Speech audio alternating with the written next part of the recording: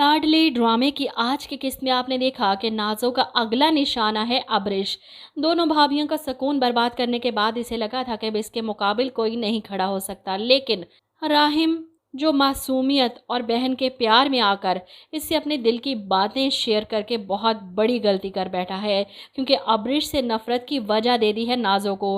वो कैसे बर्दाश्त कर सकती है कि इसका भाई किसी गैर लड़की का इतना ख्याल कर रहा है, इसकी इतनी तारीफ़ें कर रहा है, इसके लिए इतना पॉजेसिव है, और यही चीज़ नाज़ो को अब्रिश से नफ़रत करने पर उकसा रही है। इसलिए तो जब सबाहत बेगम इसहाक साहब के साथ शॉपिंग करके घर वापस आती हैं और आकर ये चीज़ें नाज़ो को दिखाती हैं, तो नाज़ो को अब्रिश के लिए लिया हुआ तोहफा खटक जाता है।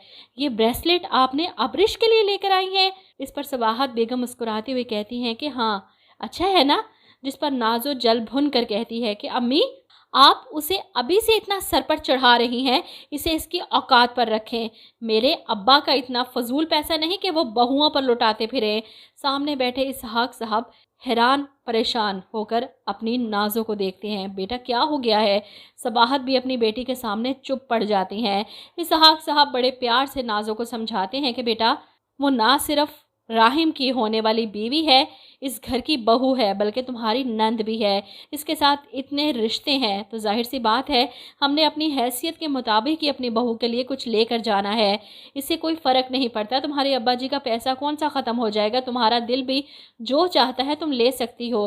भाई शादी का मौका है। बाप के सामने तो नाज़ो कुछ नहीं कह पाई, लेकिन अपनी माँ को साफ लफ्ज़ों में मना कर देती है कि आप ये ब्रेसलेट लेकर वहाँ नहीं जाएंगी। देखा नहीं रोहान की माँ ने क्या छल्ला सी अंगूठी मुझे पहनाई, और आप उनकी बेटी के लिए इतना भारी ब्रेसलेट लेकर जाएंगी? क्या इन्हें मेरी हैसियत का अंदाज़ा नहीं था? तो ठीक है, आप भी उसकी हैसियत के मुताबिक ही उसके लिए कुछ लेकर जाएं। ये ब्रेसलेट मैं रख रही हूँ। वो एक हल्की सी अंगूठी अपनी माँ को पकड़ाती है और ये अब्रिश को दे दीजिएगा, पहना दीजिएगा उसे। जितनी औकात होती है ना, इतना ही मिलना चाहिए, वरना औकात से बाहर हो जाएगी। दोनों भाभीियों की तरह सबाहत बेगम अपनी बेटी की हाँ में हाँ मिलाती हैं कि तुम ठीक कह रही हो, लेकिन इसहाक साहब के सामने बोलने की हिम्मत नहीं। ये ब्रेसलेट इन्होंने ही इसहाक साहब के साथ जाकर पसंद किया था अब्रिश के लिए, इन्हें क्या जवाब देंगी, और वही हुआ जिसका डर था।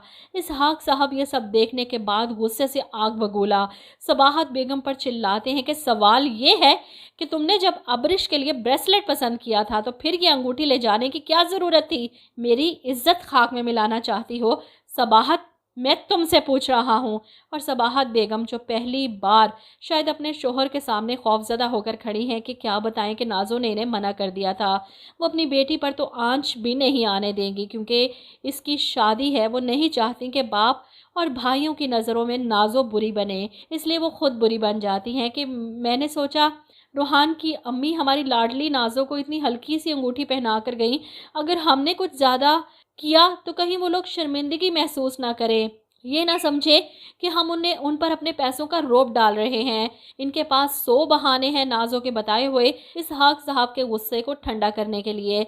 बेचारी तीसरी बहू इस घर में जलील होने के लिए आ रही है, और आने से पहले ही इसकी तबाही की तैयारियां शुरू कर दी हैं नाज़ो ने। आई विश कि एक नाज़ो जैसी बहू मिल जाती सबाहत बेगम को, चलाकी, होशियारी और साजिशें करने वाली, तो शायद इन दोनों माँ बेटी को टक्कर दे सकती। लेकिन अफसोस कि सबाहत बेगम को तीनों बहुएं ही सादी सी और मासूम सी मिली हैं।